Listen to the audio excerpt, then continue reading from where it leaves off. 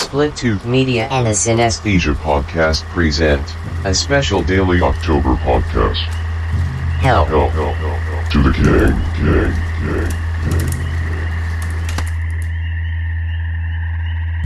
Jason, have you read Stephen King's books?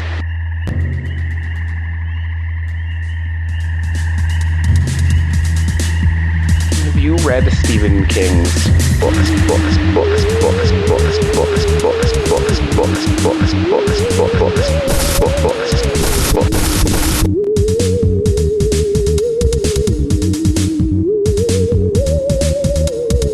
King movie, a Stephen King movie.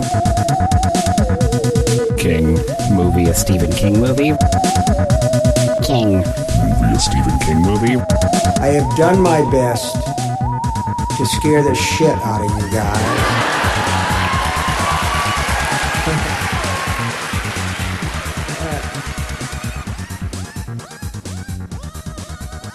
Jason, before we dive into Pet Sematary, these episodes have started going live, obviously. And yes. and people are reacting, and I got an email this morning, an angry email from someone who listened to episode 2, where we talk about Salem Slot. You got an angry email? Yeah, because we, in that episode, refer to Draculas, and this person wanted me to know that that's not correct, and I just wanted to respond and say that I know that the correct plural is obviously Draculae with an E at the end, but I'm not going to be the nerd who says it that way. I'm going to say Draculas. It's not Draculodi. No, it's Draculae. No, it's not Greek in origin, so it wouldn't be. Unlike Pegasus, which would be Pegasi, right? So if there were a bunch of Draculae on Pegasi swooping down toward the castle, I'm still not going to say it. I'm going to say Pegasus's. Yeah, Pegasus's. Get over it, nerds. It could be Draxula. Oh, good. I think that might be the technical, but it's because of these European transliterations. Yeah. Welcome back to we're nearing the end of week 2. Do you think my brain is broken. If you signed off with "smell you later" with the correct pickup, then be "smell come back"? Smell come back to smell to the king. Oh, are we still doing this? We are still doing this. This is day 13 of the longest October of my life. Lucky 13. Booga, booga, booga. Is that scary? And not a Friday. Unfortunately, that's a different movie series that we're gonna every sequential Friday the 13th for the next year and a half release an episode about a Friday the 13th. Yeah, Jason, this movie. Which movie? Where are we? Who? The Pet Sematary. Pet Sematary. It's spelled with an S, Jason. It is. Jason, it's spelled with an S. Because... It is. So we know that kids made a graveyard? Is that why? Because kids are all dumb? Is that what it's doing there? Yeah, because it's misspelled. It's like a funny... Because it's like an inverse of that Will Smith movie, The Pursuit of Happiness, where it's spelled H-A-P-S.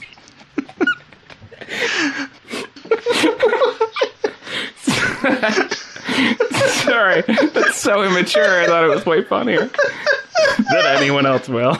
Can you imagine if Will Smith was in a movie where they spelled happiness H-A-P-E-N-I-S?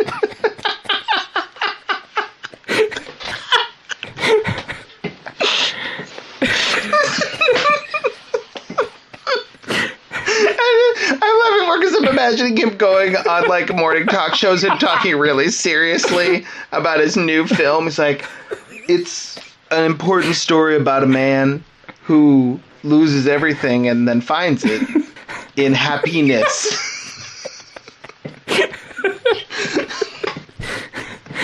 All the morning talk shows being like, all an elaborate prank to get people to say interestingly, huh? It's spelled happiness. Is there a reason? And he's like, you'll understand it once you watch the film. It's explained out in there. He sees the word penis painted on a wall. He writes "ha" next to it.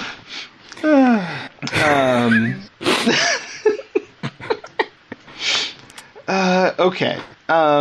So, Pet Sematary, once again. And the episode starts now. Smell come back. This is me I'm encouraging you because any time spent thinking about this movie is so deeply upsetting to me. Is that because, as a parent, is that why? Was this one hard? This one seems like I can imagine how it would have been. It's nearly impossible to deal with. I've seen this film before. Yeah. I'd seen it well before I became a parent, and it affected me then. Sure. Emotionally. I was an effectively shocking and horrifying idea. Now, I almost couldn't bring myself to return to it. All right. So... All right, well, I'll do the whole episode then, Jason. Good. I've been told, Jason, that books and movies aren't the same in terms of functionality. And so I'm assuming that the book doesn't open with a slow pan across a graveyard. But I am curious if Stephen King wrote any of the epitaphs. It starts with a pan across a graveyard of dead pets, where I only wrote down one of what the things. They all had really dumb epitaphs, but one of them said, "Biffer, one hell of a sniffer," and I was like, that's the winner. I'm curious if those were all Stephen King or if someone on set made them up. That's just a question I have for the world. We should have had my dad guest because he has read this book. Oh, yeah. Although he definitely wouldn't remember that. Yeah. Because he read it on a lot of cocaine. Yeah, exactly. No. He's read the book, but he hasn't seen the movie, so he would have been an interesting talk. Yeah. But he's in bed by now. I'm sure. Do you think that Drew Barrymore turned down the role of the little girl in this movie? Do you think they were like, she's in all of the King movies now? That's a good question. My guess is no, because I don't think this movie was a big enough production to get Drew Barrymore at this point in time. Okay. I don't know a ton about how this one came to be made, but I don't think it was like a huge movie. Okay. I think it was originally supposed to be a Romero movie. Oh. But then he made Monkey Shines instead. Good for him. But it does end up being one of the few, if not the only, because I haven't checked, film in this series to be directed by a woman. Whoa, really? Yeah, Mary Lambert. Okay. And I'm just going to say right now, I think she does a good job. Yeah, I agree. I think it's a good movie. I have very mixed feelings about it, but I think it has criticisms I can mount. I think it has script level big problems. I think that's true. But I think on the direction level, I was impressed.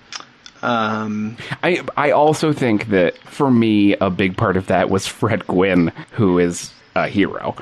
Fred Gwynne should be in everything. Yeah. And he had our first great main accent of, I think, all of these movies. I don't remember anyone who's thrown down a solid, seems right, deep main accent yet. And this movie is explicitly, Indian Burial Ground again. There is a weird Stephen King native thing happening, but the fact that they specify that it's Micmac means that they are way deep in Maine. And he's really doing it. There's a line he says near the beginning. Where he goes, fixed cat don't tend to wander. And I was like, marry me, Fred Gwynne. Yeah. So what are some of the let's do some of the problems first. Because if there's script level problems, they are Stephen King script level problems. Oh, did he write it? This is another screenplay by Stephen King. Interesting. And he also, now I have the Wikipedia open because I'm double checking what I thought from before. It was supposed to be Romero. Okay. And it was Monkey Shines that he did instead. The Stephen King script was ready to go. Oh, interesting. But they threw it out? No. So this was made because of a writer's strike. Oh, that's why it's not well written. They were all striking. It was so nobody could do any writing on the set. So he wrote the script, and development executive in charge loved it, and then moved over to Paramount Pictures. This is all according to Wikipedia. But she was told that there was no more demand for Stephen King movies, which because was probably there had been too many. Yeah, I think we were saturated at that point. I mean, I definitely feel saturated at this point. Maybe that's whoever said that was leading into greenlighting the movie, watched all of his movies in a row, and they were like, "That's enough." One day at a time. Because I definitely, at this point, after, I mean, as much as I loved Maximum Overdrive and The Running Man, it's definitely been enough. Yes. We could call it now. I'd be okay. Yeah. I mean, I would probably come back and watch a few more in a while. Yeah. But I'd watch some other things. I haven't watched anything else that isn't Stephen King. Yeah. You need some time. So anyway, take a break, guys. Apparently, nobody wanted to let her make it, but then the Writers Guild went on strike, and it was one of the only scripts they had finished. So they said, "Great, put it into production." That's amazing. And then King had choice on director and met with and approved of Mary Lambert. Okay. Off the strength of what? Then off they went. Off the strength of their meeting. Oh, I see. Had she directed other things? She had. Sorry, I'm just asking you to do more research for you that I could also. No, that's fine. I'm just clicking on Wikipedia now. This is just when we don't have that much to say, or when we get too tired, it just becomes me reading from Wikipedia. Well, I have a bunch of other stuff to talk about. It's like, no, I know. She did Rapid Eye Movements. It was a short. Okay. She did a TV documentary of The Go-Go's, Wild at the Greek. Sounds awesome. Video documentary of Bobby Brown, His Prerogative. Weird. Sounds more awesome in 1989 than it does now. Correct. And she did a film called Siesta with Ellen Barkin, Gabriel Byrne, and Jodie Foster. Okay. And Martin Sheen, Isabella Rossellini, Grace Jones. This looks... Why have we not watched that movie, Jason? I don't know. That sounds... I would like to watch it. Sounds like a movie that we would watch. And it's called Dr. Sleep, you said? Yes, exactly. No. Siesta. Okay. Yeah, I'm going to have to find that. It looks really interesting. Yeah. Just based on the people who are in it and the poster. Yeah, that's enough. And the fact director, that I've never heard of it. She did a great job on this movie. The film's themes are sex and death. I don't know. Jazz trumpeter Miles Davis performed on the score for the film. Yeah, I don't know about that. That sounds pretty bad to me. Yeah, that doesn't sound like a movie. No.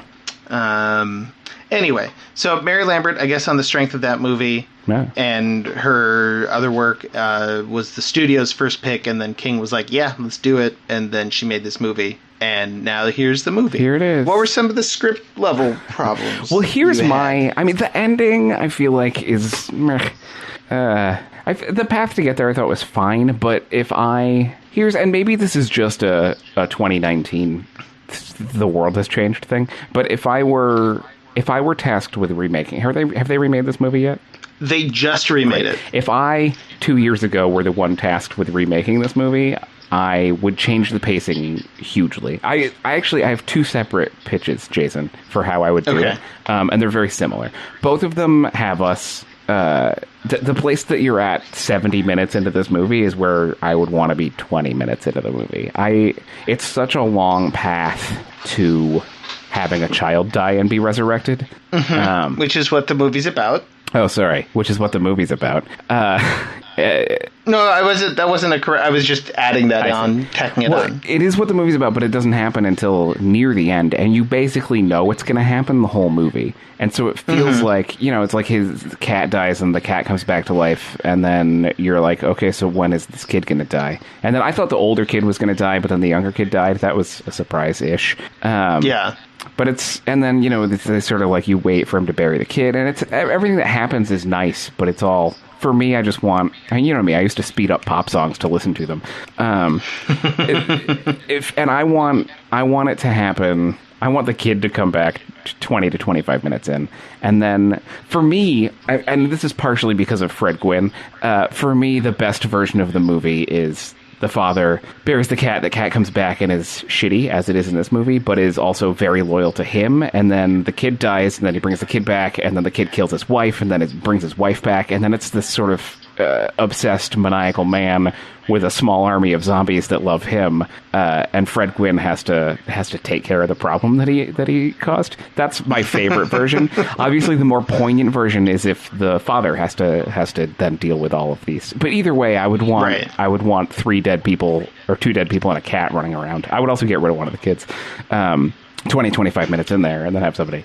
It could also end with Fred Gwynne just joining them and painting his face like he's a dead body. Pretending to be a dead guy. And changing his name to Herman. And they all live in a house together. To the Moonsters. Yeah. The other thing, just in general with this movie, so I'm just going to blast through it. That's what happens. He brings back a kid, a cat, and a wife. And then at the end, he like maniacally brings his wife back to life, and then she kills him, which to me felt like a big sort of cop-out ending, because I thought it was going to be about him having to then re-kill people he loves, which is super brutal, right? That's the brutal part of the movie. Then deal with the fact that everyone who's left in the world thinks he just snapped and murdered his wife and children and cat. Yeah. You know, that's of the super bleak ending, but in this he just dies at the end, and you're like, oh, everybody wins. So the original ending wouldn't have probably satisfied you either, but Lambert and King both wanted an ending that was more ambiguous, where like it basically just sort of leaves it on a spooky, sad note where he's just waiting for her to come back, and she's coming back, and then it just sort of ends. Yeah, that just feels with incomplete. You not really knowing what's going to happen, and the studio was like, no, it's got to be a monster, and it's got to be a kill. Yeah, I agree with that. I think they just picked the wrong kill.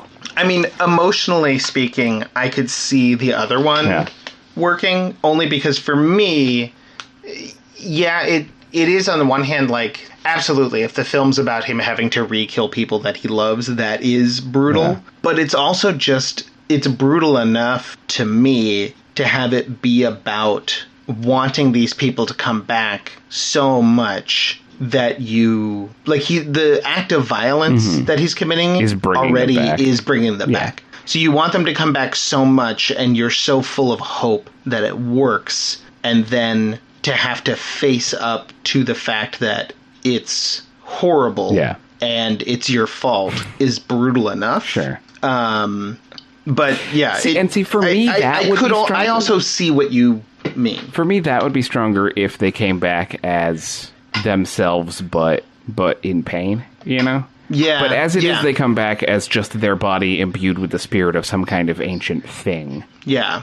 Which then who cares? You know what I mean? That person, like his wife is still dead. She's not feeling anything because of it. It's just him. I don't know. It's fine. No, well, and it is all just him. I mean, like that's where the pain is in it. It's in his loss and his like when I say that they come back and it's horrible. It's for him.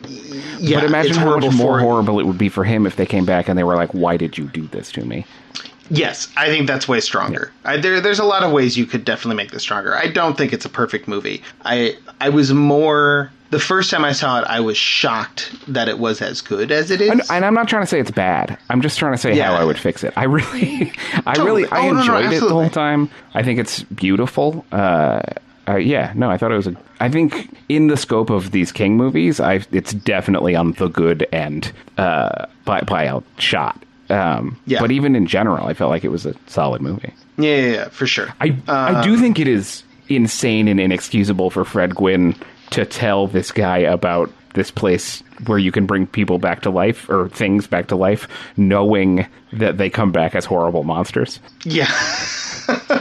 That is a very strange choice. Yeah, he's seen it happen multiple times to animals and people, and is like, yeah, let's just do it again.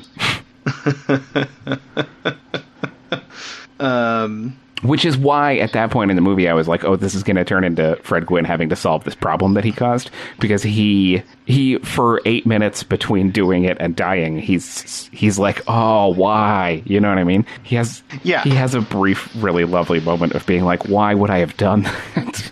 Yeah. I also just, for me, the most joyful remake is, an 80-year-old deep Maine guy in plaid and layers, walking around with a shotgun, being like, I gotta take care of this problem I done caused out here in the woods. Sure, and the dead gotta stay dead. Yeah, exactly. That movie to me sounds like a blast.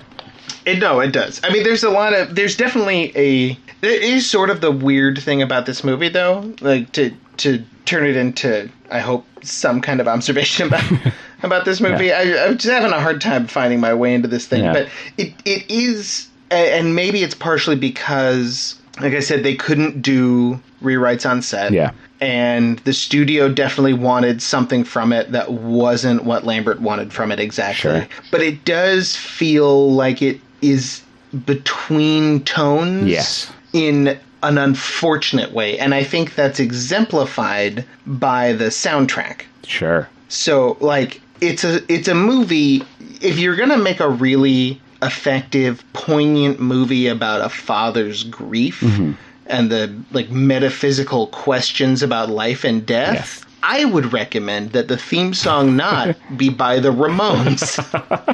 Yeah. But instead the theme song is by the Ramones, yes, and it's a great, fun song. It is super catchy. It sets you up for a very wrong tone. I feel like the movie that song is the theme song to would be super fun. Yeah. Well, because it would be rock and roll high school. And should also be made. But about pet cemeteries. Yeah, exactly. So I just they got the wrong theme song to the wrong Pet Sematary. Yeah. It is I would say it's a worth a watch, this movie, but it lives in a space where if you pushed it in any direction it would be stronger, you know? Yeah. And it's not bad as it is, but it's just I think it's resting in between several more comfortable places. It's a movie that never quite transcends the sum of its parts. Yes, agreed. You know what I mean? Like, it has some remarkably well-made scenes. Absolutely. But it doesn't cohere in the way that it should. Again, probably because of the conflicting desires of the different parties involved in making it. That makes sense, yeah. Although, I'm looking at this now, and the song was Lambert's idea, because the other thing that she did that I didn't see on her other page is that she was a big music video director. Oh, that makes sense. So she directed videos for Madonna, and she was friends with the Ramones. Okay. And so, maybe it was just... I mean, maybe it's just one of those... Here's the thing. I'm trying to look at it from this other angle, that say this was a movie that you and I made. Got it. In which we created characters that we were definitely very emotionally attached to. Yes. And took them through the paces that we thought that they needed to go through. Yes. But we also felt like stupid music would fit it somehow. Sure. I could see. I'm trying to be generous here. Yeah. I don't think we would make this exact mismatch, and I think there would be other aspects to the film that would probably also be stupid in a way that would mix in with some of those choices. But I maybe it's actually the tonal mix is what Lambert and King what they want. Wanted, maybe, and we're just not vibrating to it. That could be. I've certainly been guilty of mixing tones before, and I think that, like I said, I think this movie works fine. But it does. I think the thing is that usually when you see a movie that's sort of a blended tone, either they work together and it's good, or they don't and it's not great. But in this one, they blend all right and it's fine. But both of those angles that they're blending together seem like they could be so strong individually, and I think that's what you don't usually see in a blended tone situation. You're like, oh, if I extracted one of these, it would just be worse. But in this situation, if you spun this off, like what is it in Strange Brew, you know, when he touches that arcade machine and splits into two different, like a red guy and a blue guy. If you could rip this into like the red movie and the blue movie was this super dark, sad movie about a man dealing with trauma, and the red movie was a super fun romp with an old Mainer in the woods with a shotgun. Like, both of those movies are better than this movie, I think. Yeah. If they're perfect. No, I think you're right, and I think that even if the tonal mix is intentional, which I don't, I think that it's. I would believe that it is. Because Stephen King is a nut. He's a total nut. He is a total fucking... And...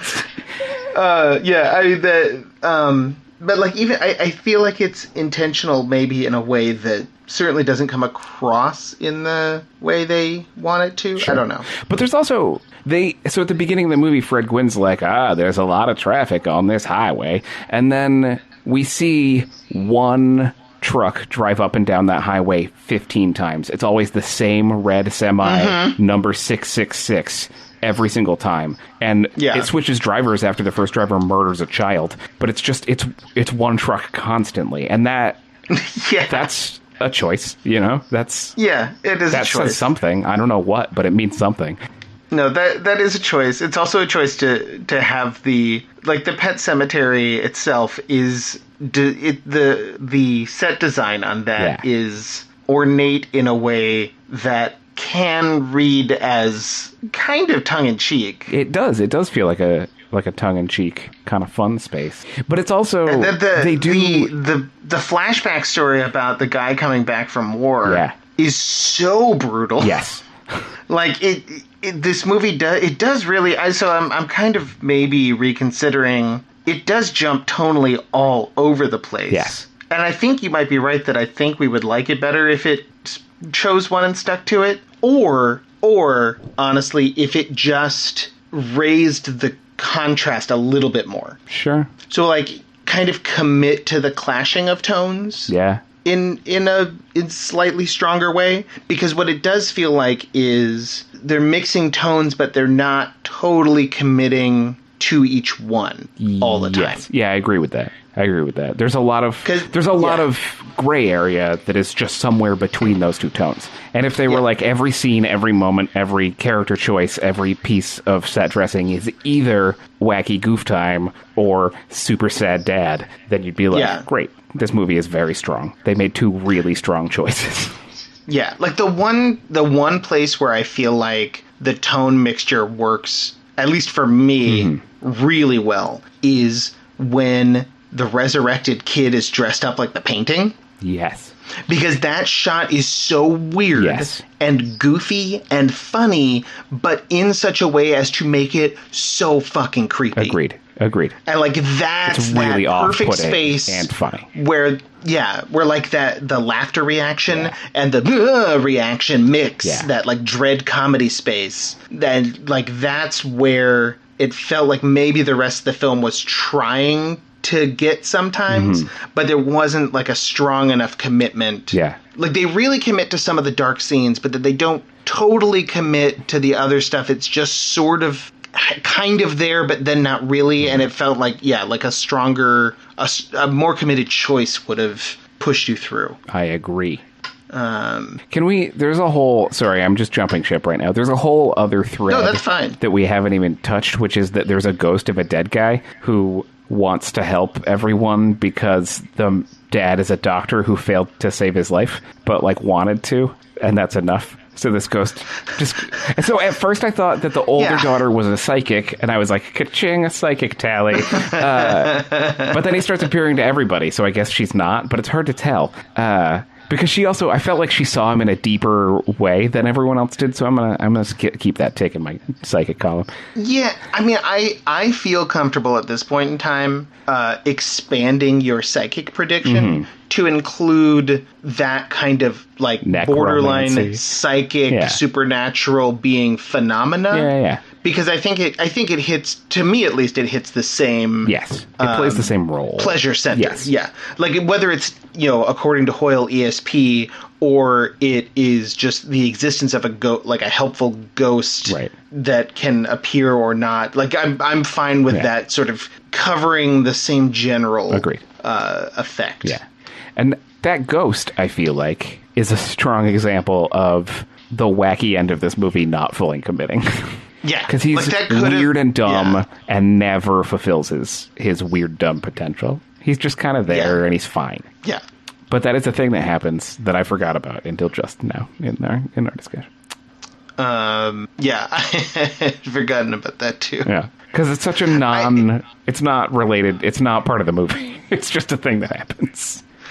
I mean, because I, on the one hand, I kind of like that. Yeah. Like, I like that it's there and then just kind of, doesn't get... I like setups without payoffs if the setup is that kind of mysterious and intriguing. Agreed. But it could have been, I think it could have been committed to more. And then at the last time we see that ghost, he rides off in that semi-truck that I think is the devil, right? So I assume that means he's like, well, I've done all I can. I got to go to hell now. Which is nice. Yeah, I'm trying to remember exactly what we see. Because it's just after he, for some reason, makes the mom smash her car into a tree, and then she gets picked up by the devil truck. Yeah. The mom, played by Denise Crosby. I think you mean Tasha Yar? I'm always happy to see her doing other work. Yeah, right? Yeah, I don't know. I went into this feeling like I was going to have more to say about this movie, but it just... It's just so in the middle. It kind of is what it is. It's good. I'd say watch it. It's like the fifth Stephen King I would watch it movie again. we've seen with a slimy pet. That's fun. Yeah.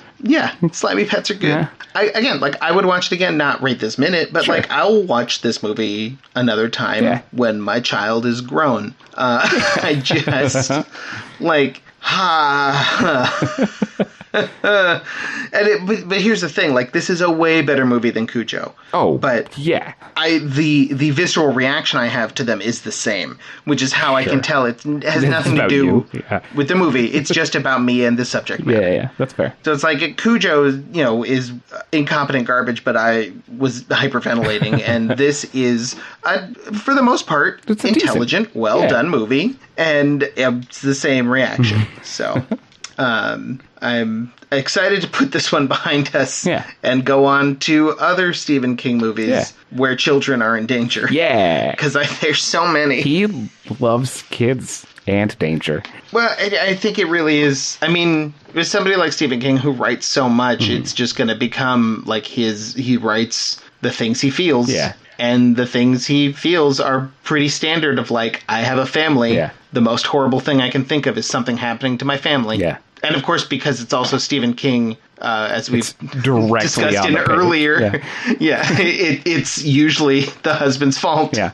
Or the horrible thing is something to do with his guilt or his going insane or his being absent. Has he in his later years, has he written a movie where there's a happy family and then Stephen King shows up at their house and ruins their lives?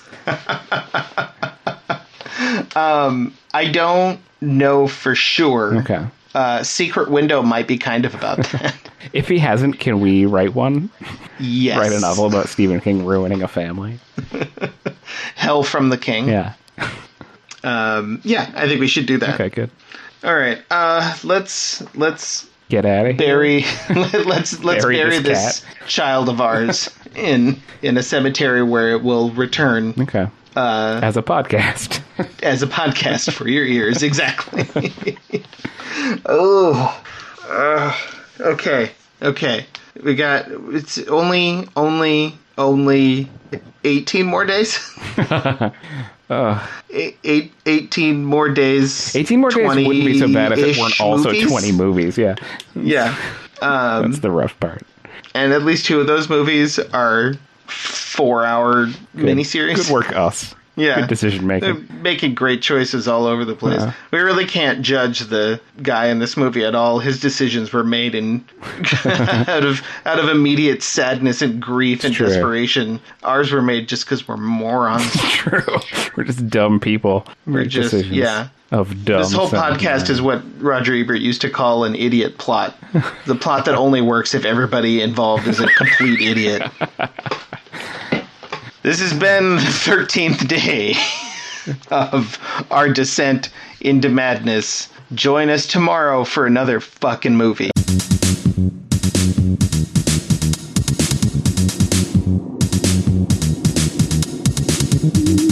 Hell to the King is a special presentation of the Cinesthesia podcast, produced by Iguana Donald Studios, and distributed by Split Tooth Media.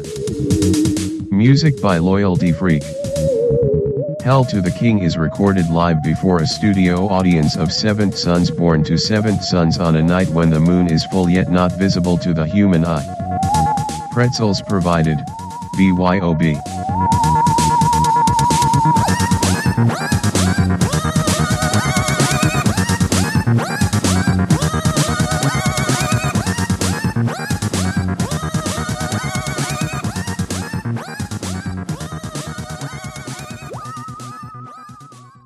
Lucky 13. Booga booga. Was that scary? Cinesthesia.